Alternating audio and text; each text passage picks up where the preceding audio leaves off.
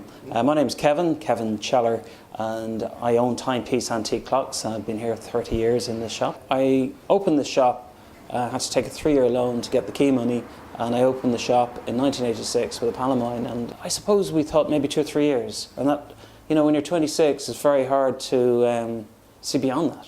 It seems like a long time, 2 or 3 years, and I certainly never thought of 30 years. But, you know, family grows up and you start to move houses, and if the business is reasonably successful and you're enjoying it, there doesn't seem to be any point to leave, you know. We buy and sell. People might come in and they've got a clock they've inherited, perhaps they've had it for a long period of time and they've downsized, it's too big for them, and they may come in and offer it or might change it for something more suitable. And then we have people who are looking to develop their home, and maybe they saw an item in a magazine or maybe at an antique fair they saw something and they think this is a great idea.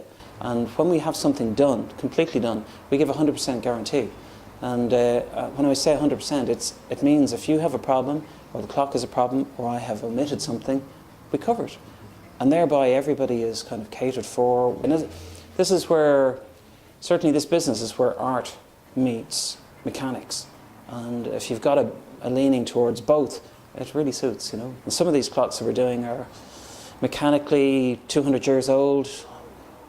Are we at the last 10 years of their life? Absolutely not. We're at the first 200 years of their life, which is a bit strange for people who are used to things going in the bin after 5 years now, because we've been tutored into throwing stuff away, where these things are just endless. Horology, you know, everything is an ology, and it all comes from some sort of Greek or Latin, and Horus is the word for an hour, and that's where you get horology from. And of course, there was a question for the £1 million question in Who Wants to Be a Millionaire, and it was, what is a horologist?